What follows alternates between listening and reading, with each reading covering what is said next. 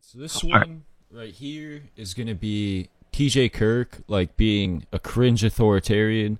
And for me, this is pretty sad because a big inspiration for this show is Drunken Peasants, actually. Used to watch that back in the day. And a little bit of Cum Town too, but mostly Drunken Peasants. It's kind of the same format. And it's just cringe that like he makes an authoritarian argument like this because it's not something you would have seen from TJ Kirk back when I was a fan of him. And actually, like, related to that, Synth just had a debate with JF, who actually got his start on Drunken Peasants. So I will be doing a special episode with a couple of our other friends that are in the community. Synth won't be there for that because it's just a little weird to have him, like, review his own debate, I think. Alright, well, let's get into this video.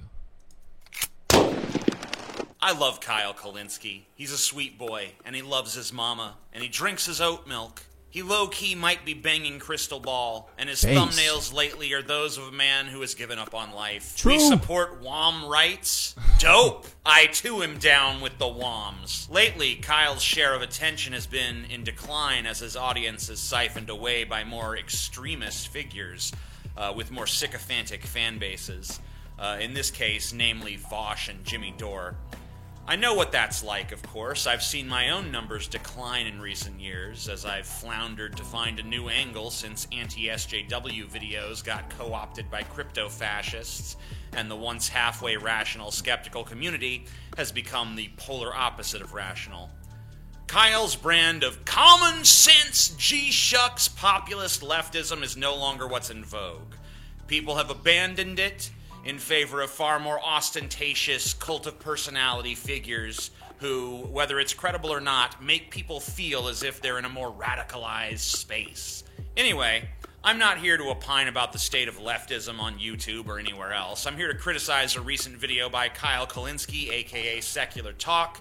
Horrifying poll shows public wants government censorship of internet. I'm linking the video down below in its entirety so you can assess for yourself, the context, but somehow he's gonna find a way to disagree with like probably the one thing that Kyle Kulinski's still right about this day and age. Yeah, Kyle has been like wildly wrong on almost every single take he's had over the past maybe like 4 years or so. Maybe even further than that, I guess, at this point. But it's astonishing to me that the one time that he somehow like lightning has struck in the same place twice, and Kyle Kulinski has managed to be correct about something. TJ, somebody who's like very charismatic and generally pretty intelligent, is going to manage to disagree with this. I think that just to really qualify this out here, I think TJ's disagreement with this is for, I think the reason he's so badly wrong about this issue is for complicated reasons. And I understand that it's like this does seem to, in his mind, to follow from his principles, but I think it's almost like directly in contrast with the things he actually believes and cares about. I agree 100%. Here I'm just going to play a little clip show that kind of delves into the main gist of it. There's a new poll out from Pew Research. They asked if the government should take steps to restrict false information online. Basically, half the country said yes, the government should restrict false information. 48% of Americans say, quote, the government should take steps to restrict false information online, even if it limits freedom of information. Don't get me wrong, I think misinformation is a colossal problem. I just think you have to also hold on to your principles and your values and effectively the Constitution while you combat it. So the whole job of the media should be to give people news and information and to educate them and to fact check the insane conspiracy theories. But part of the problem is mainstream media has blown all of their credibility. So nobody is believed, or very few people are believed, when they check the incorrect conspiracy theories and when they check the COVID misinformation. So, I mean, this is a disastrous poll. And, I mean, just stop and think about it, guys. If the government were to get involved and, like, restrict information, what would they have done in the lead up to the Iraq War? I'll tell you, they would have banned everybody who was saying Saddam doesn't have weapons of mass destruction, and Saddam is not a threat to us, and Saddam didn't work with Al-Qaeda and Osama bin Laden, and the war is based on lies. So everybody who was correct would have been banned, because the official government position was the incorrect position. So you just can't police this stuff. It's not possible. There is no Ministry of Truth.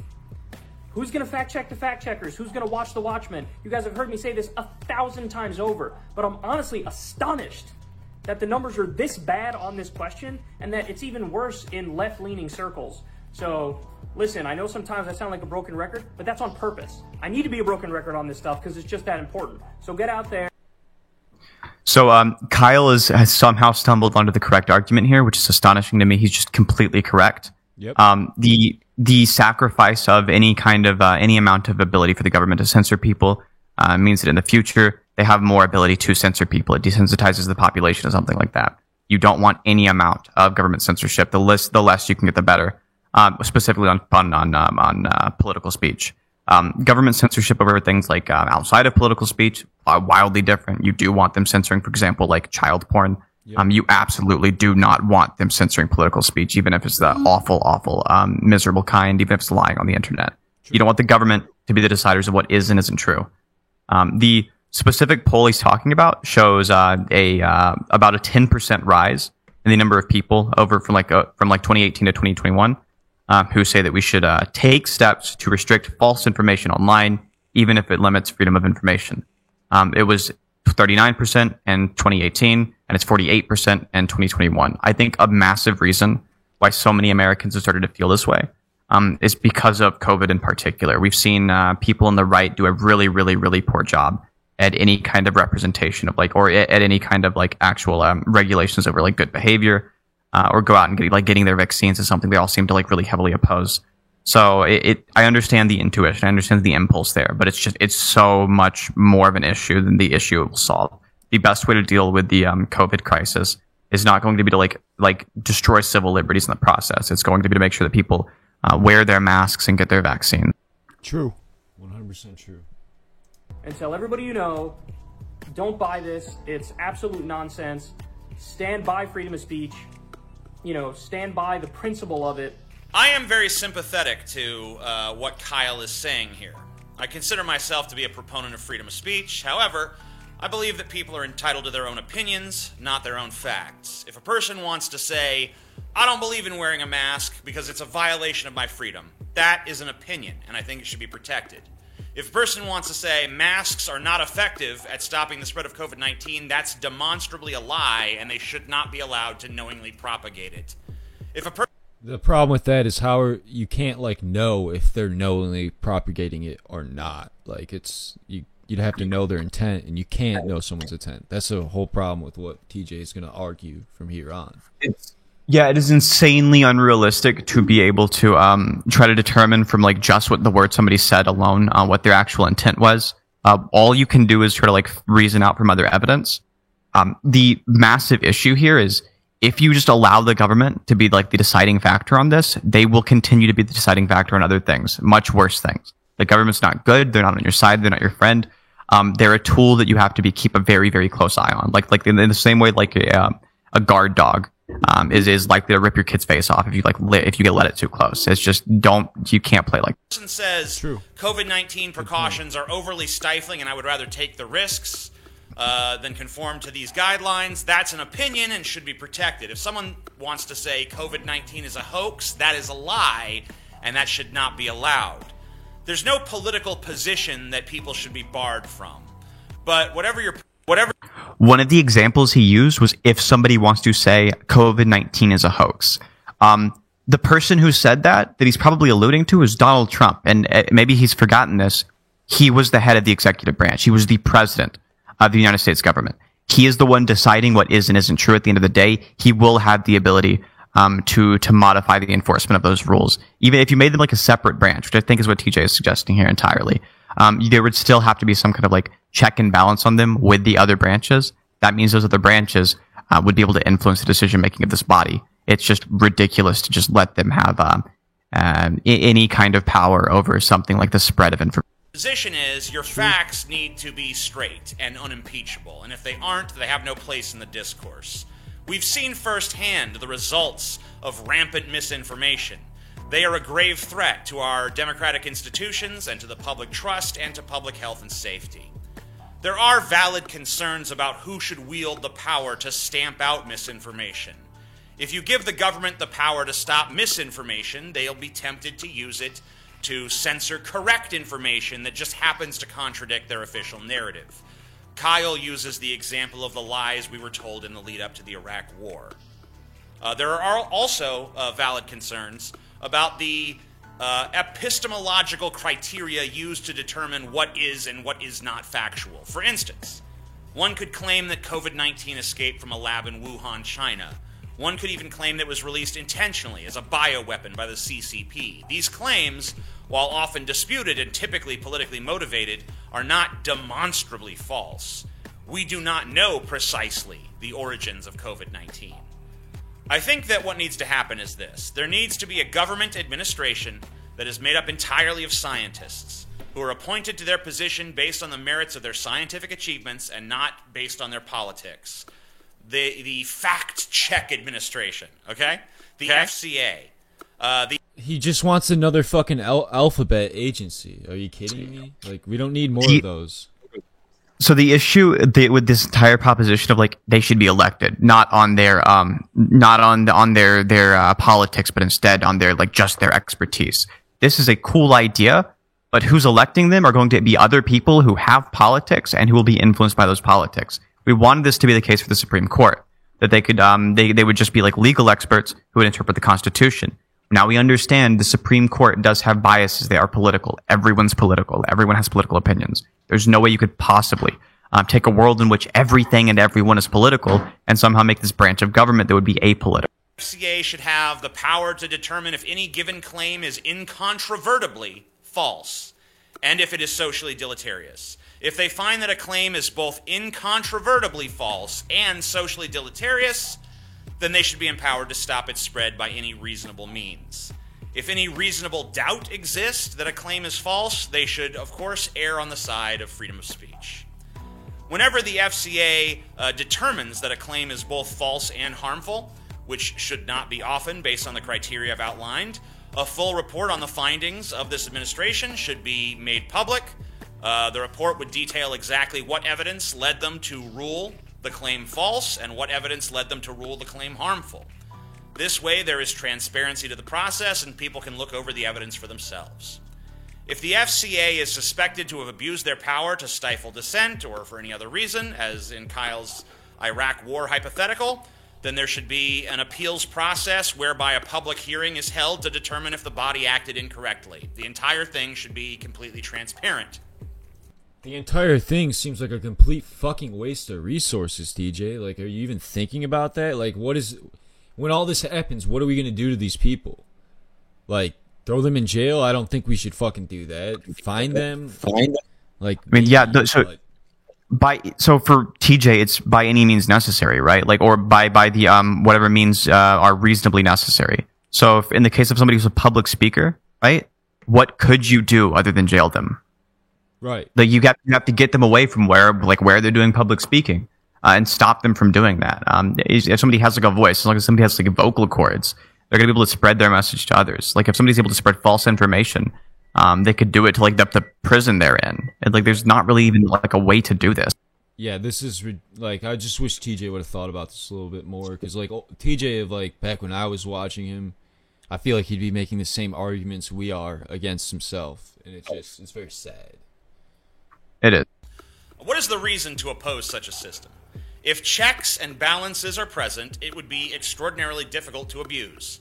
If the epistemological safeguards err on the side of freedom, it should not prevent anything other than demonstrable falsehoods. Freedom of speech should not mean the freedom to spread misinformation. It should mean the freedom to speak whatever opinion you want to, regardless of whether or not it's popular.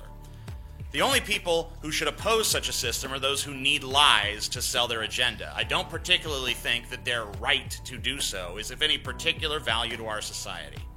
I don't think it represents a freedom that is worth preserving. I don't think that making people play by the rules of reality is a threat to freedom of speech.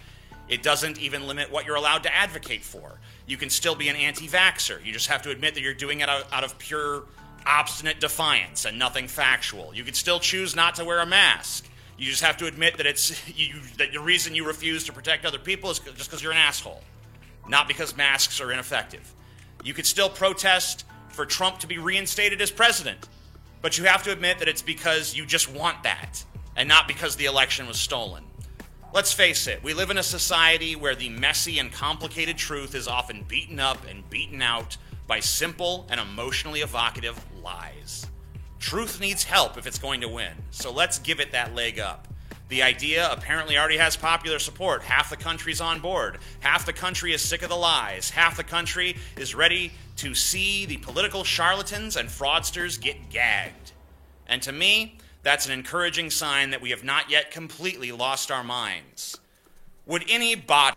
Alright, so I just have to say, like, for, like, video directing, that was, like, a great moment for that song to end, because that was, like, his bomb. But...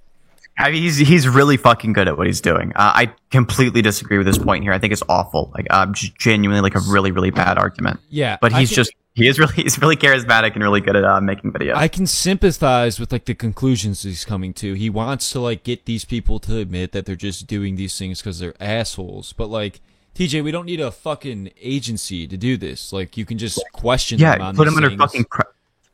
Yeah, exactly. Put them under pressure and watch them do it themselves. Exactly. Like I just had you guys mentioned the earlier you mentioned like the debate with JF. I just had a debate with JF Gariepi, who got us started in the Drunken Peasants podcast. He admitted in the debate all of his arguments were just post hoc. He didn't need any of them to justify his positions. Yep. The only reason he holds those positions are just because of his own arbitrary preferences. They will say it. They will say absurd shit as long as you press them on. Yes. You don't need like a policing agency to. True. It's just sad. I don't know how much more relevant shit he's going to say, but let's see. Empowered to stop misinformation need massive checks and balances? Of course. Would it need to be extraordinarily transparent and open to public scrutiny? Yes. Would it need to prove the falsehood of a statement beyond any reasonable doubt? Yes. Is it impossible to do so? No. Is it a threat to civil liberties? No more than any other power structure, if it's done correctly. So I think Kyle is dead wrong on this. So no more than any other power structure. TJ knows that means the answer to that question is yes.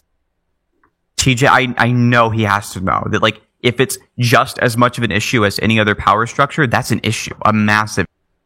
He is arguing principle over practicality. He is arguing this position as if the last 2 years had not happened. His take on this issue, in my view, leads us further down a post-truth rabbit hole where facts and reason no longer matter, and our civilization, our democracy, our freedom will not survive under those conditions. That's my take, but I'd love to hear your thoughts. Do you agree? Do you disagree? Is there something I'm just not seeing? Is there something you'd like to add? Well, I think we did that for you, TJ. Hopefully you do see this. But now we're going to go into our last video that we're covering. And man, I'm excited for this one. If you were a fan of the Drunken Peasants podcast, you should remember Gail. Let's see what she's up to today. Have